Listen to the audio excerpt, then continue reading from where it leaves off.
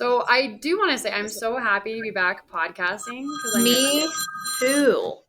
And it's been a good I think it's a good time to start back up though because there's a lot going on, a lot of changes, and like the spring market, being able to hit the ground running, which I'm gonna be honest, I was a little surprised with how the spring market took off as quickly and as strongly as it did, Yeah, me too. especially after it was so slow after that like during the holidays.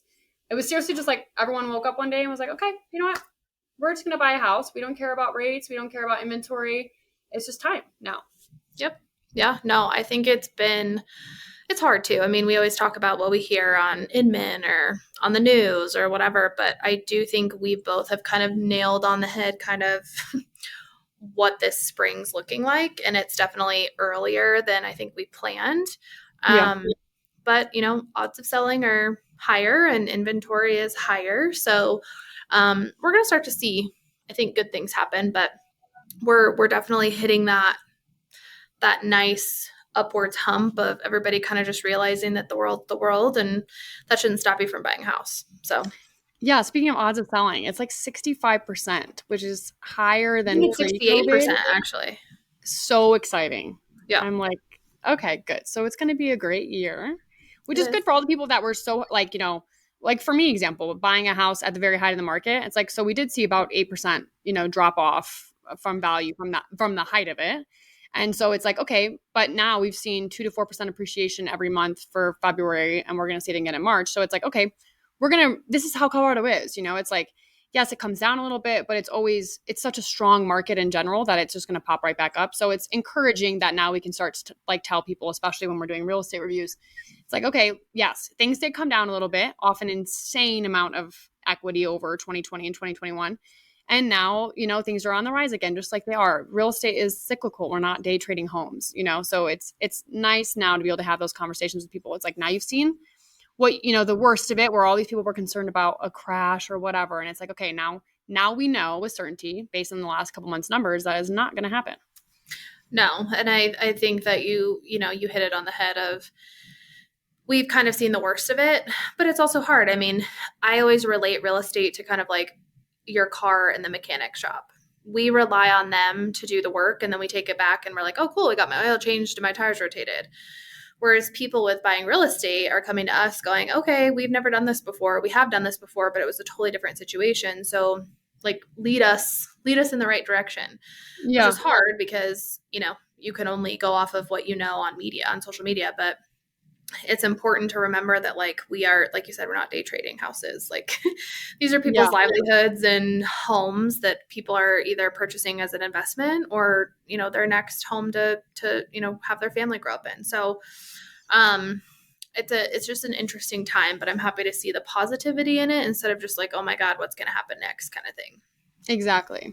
Yeah. Well, if you guys are just joining us, I'm Audrey and that's Emily, and we run Two Blondes in a Brokerage. We're realtors in the Denver metro area.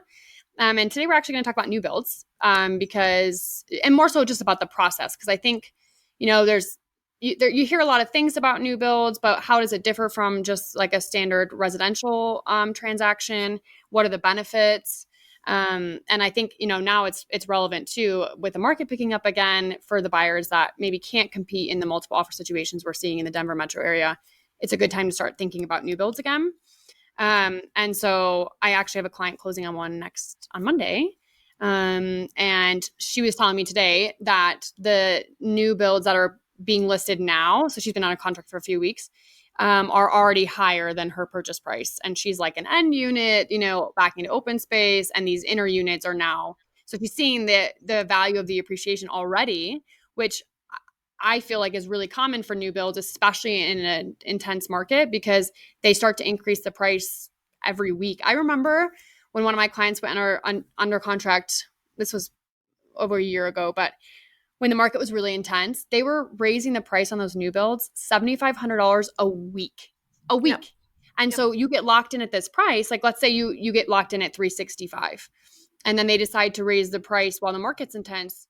You're locked in at that price. Even if it takes 10 months for them to build the home, you're locked in at the price that you sign at, which I think people need to know. But he locked in at his price, and then they were raising it $7,500 a week or whatever.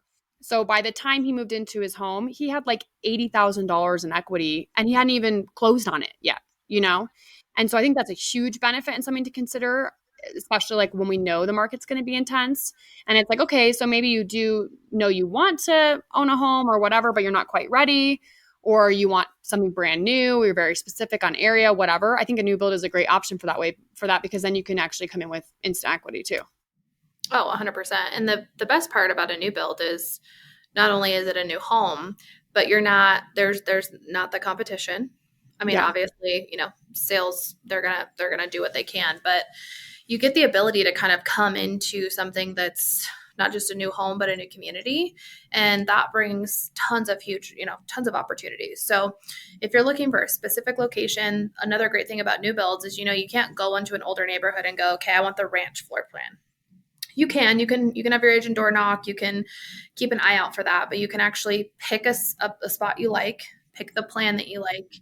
But the biggest thing that I feel like most of my clients with new builds struggle with is they see the price, and then when we go in and they pick out all their top end selections, they're 60, 70, $80,000 higher than they were before. But that's the fun part about it. If you can get comfortable with the fact that you've got kind of an array of where you're going to land and you're comfortable with that, you get to go do all the things that you can't do with a resale home. You can go in and you can pick those finishes. You can decide where you want to, do higher end here, but lower end on the bathrooms. Or there's a lot of new builds right now, especially kind of, I'd say, north and east, that pick all the packages for you and you pick A, B, C, or D. And that takes out the guessing game for a lot of people who are like, look, I want something brand new, but I don't necessarily want to buy someone else's home.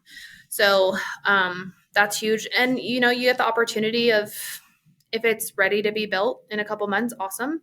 But if you've got some time where you're good with it taking 7, 8, 9 months for a home to be built, that works in a lot of people's favor right now too. So it's a great opportunity regardless of the market, in my opinion. Yeah. And I think too, like, even if it is going to take the 7, 8, 9, 10 to 12 months, depending on the builder. So I would say it used to be like 6 to 8 months for a home pre-COVID. And now we have all these supply chain issues that are not fully fixed yet. Hopefully, I'm hoping by the end of the year, things are back a little bit back to normal. But so let's say it does take 8 to 10 months or whatever, with knowing how volatile rates are going to be over the next year, it's like, it's almost to your advantage if you can lock in a price, right? And then know you're going to have this appreciation and then potentially have a lower rate or have the time to save money to do a permanent buy down for the rate as well.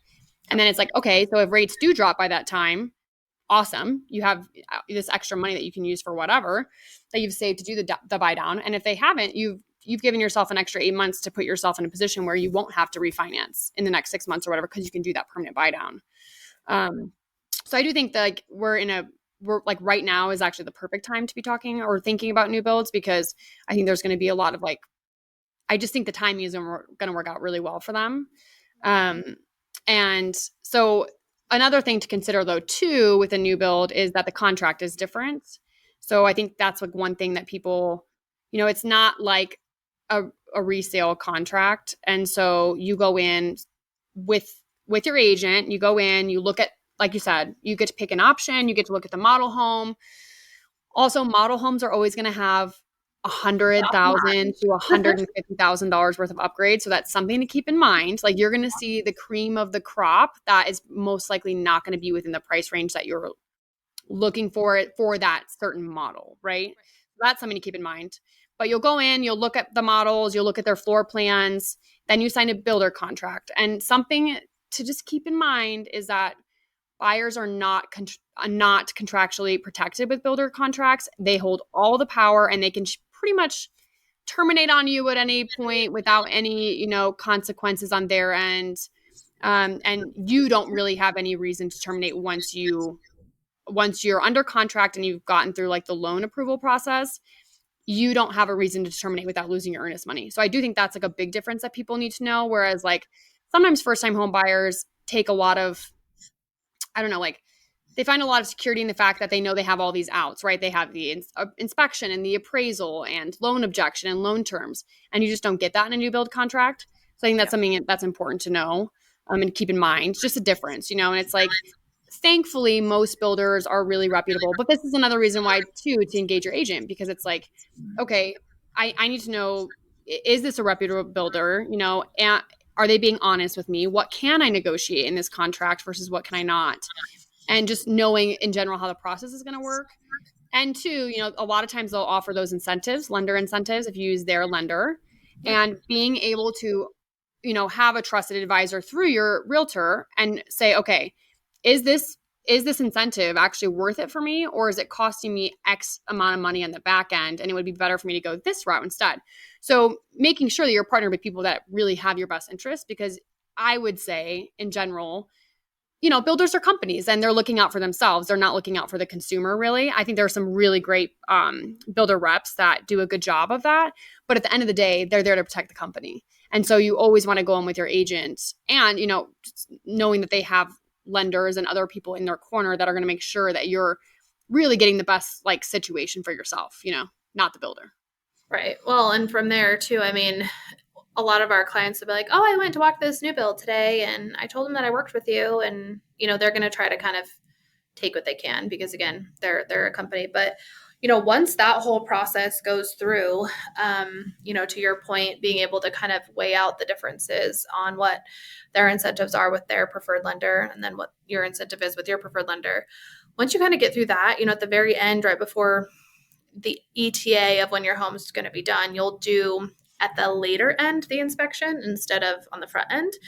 It's like the blue tape. So it's kind of nice to be able to kind of get through all of that. You can always drive by your new build. You can always, that's the other kind of difference is when you go under contract with a resale, it's like, okay, we have the 1 day of 4 to 6 hours that we're getting the inspection done, and then we don't really see it until we close and we do our final walkthrough. Without being like the creepy drive-by neighbor. Yeah. So with the new build, you get to, go in and see when your staircases go up and see when the walls become like that's a really cool thing for people to be like, hey, I built this, like even though they didn't Yeah, I actually agree. build it. But then you do that blue tape, and a lot of it is, there's you've got blue tape, red tape, yellow tape, green tape, all the electrical things like that, and then you go to closing, and it's again a little bit of a different closing because you're not dealing with any kind of inclusions, exclusions. You've got your builder contract. But to your point, I mean, it's super important to understand what you're signing, regardless of if it's a resale or a new build. But a new build is a very different type of contract, and it not even going into who can terminate or who doesn't, but it does really encapsulate the fact that like maybe there aren't taxes set yet because Ooh, it good still has point. to be established, whereas you're going to get taxes are paid in arrears here. So there's a few extra things that you just want to be up to par with, and that's why you have an agent, is to be able to advocate and make sure you're educated on those things. And the taxes are a good point, because in new build communities, taxes are always high, high, high. I would say taxes in a new build community are 2 to 3 times the normal amount of a resale community, because they're funding all of that infrastructure. So you're talking if you have a neighborhood pool, walkways, streets to get there, like all of that stuff, the landscaping, it comes from somewhere. And so they fund it through your taxes or through your metro district or whatever, until all that's completed. So with a new build, it's interesting. Like normally you buy a resale home with the anticipation that your taxes are probably going to go up a little bit, um, but when you buy new build, your taxes are already high, and eventually, when they've finished all of the infrastructure, your taxes will actually go back down. Could be, I mean, we're talking years and years, Years. right?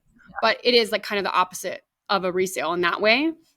So that's something good to know too. So, like, let's say, for example, you have a buyer, a first time buyer, or whatever, and you're approved for 500,000, but then you go into this new build community and the taxes are 3 times, that of a resale home.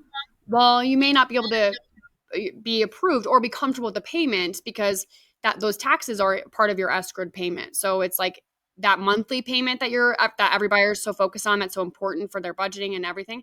That taxes being double or triple makes a big difference, and so that is Does. one thing to consider. It's like, especially if you're going to look on the higher end of your budget, the taxes for the new community do matter. And so just keeping that in mind. And another reason to have your realtor and your lender have that conversation beforehand, so you know exactly what you're getting into, because there's nothing worse than like going to see this beautiful home that is like perfect and you love it, and then you're like, I'm really just not comfortable with this payment because of the taxes being so high. So I think that's, something to keep in mind for sure. And then also that we totally missed the fun part, which is the design center. Well, it I depends on who you are. I think it sounds terrible, but some people love to go pick out every little all their part finishes. of their home. And there's a few options. It's not always like that, right? Like sometimes with a new build community, it could already be built. A buyer could have backed out. They could have just built a row of them, whatever. So not always that you get to choose. Or some builders do like preset packages. So you don't choose every detail, but you choose like a color scheme and a grade, right? Like a quality grade. Right. And then there's some builders where you literally choose everything in the home. And like I have a client that is under contract on a new build and his design appointment is coming up. And they emailed him and they're like, okay, plan for 8 to 10 hours to be here. And I'm like, oh my God, I would Yep. die making that Yep. many decisions. Yep. So, something to keep in mind if you are like me and you don't like to make the decisions, they have that particular builder does have preset packages where you can like choose, basically a vibe for it and then make some choices, which is probably what he's going to do as well. But some people, I feel like you would love to go in and pick out. You would be so good at picking out every little detail of a house, and it would just overwhelm me. I would probably cry. It Truly. would be if that was actually like my other job in another life, I would totally do that. Like just the design center rep, like here, let me show you what we can do. But all that adds up. And what I've seen happen Yes. is to a family member of mine with Richmond. It was like, hey, I know I'm approved for X. I'm at Y, but I want all these upgrades that are going to bring me to Z. And so what we had to do is throw in everything that this person wanted, and they'll go back to our lender and say, hey, worst case scenario, are we still good here? So the design center is meant to blow your mind if you're into that. But it's also kind of it's a sore subject when you're like, but I want those countertops with that cabinet and I want the whole house done with specific lights. And it's like, well, we're gonna have to sacrifice one or the other to make it work. So no, that is one of the fun parts.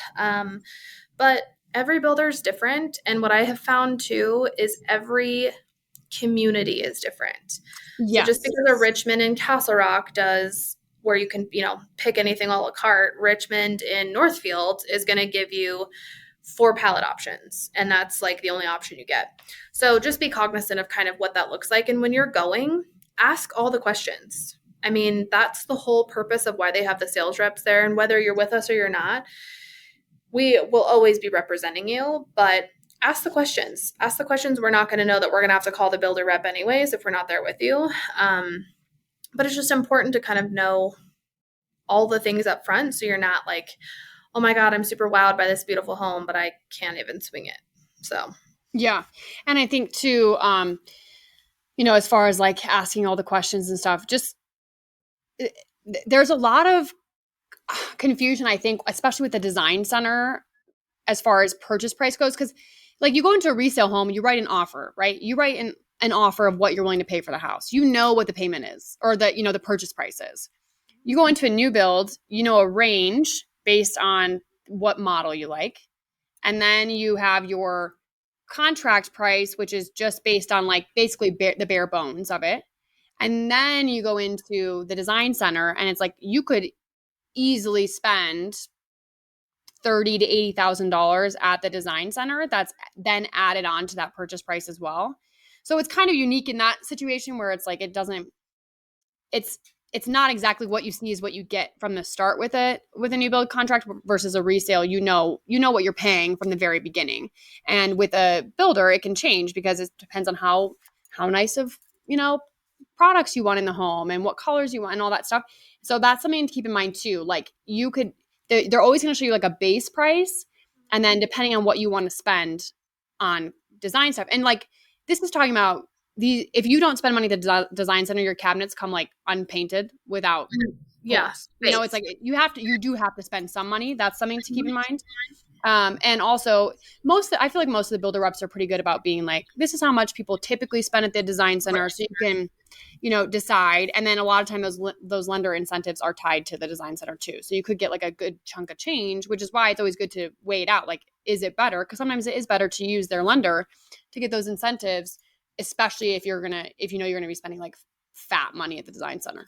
Well, and the last thing too to keep in mind that's not always wrapped in is the lot premium.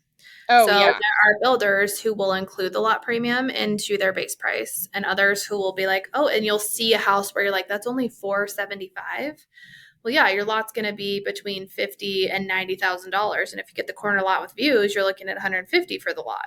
And Yeah. so then it gets even stickier. So just there's a few caveats that go into the new build, but it is a really great option in any market, but especially when clients are just getting beat out left and right. I mean, we've got lots of tools, right? There's your, contingent financing, there's bridge loans, there's homeward, with a cash offer, there's finding ways to make it all work. But sometimes if you're kind of getting beat out and all of that, and you're willing to go, okay, I'm gonna check out this new build route, it can totally work in your favor.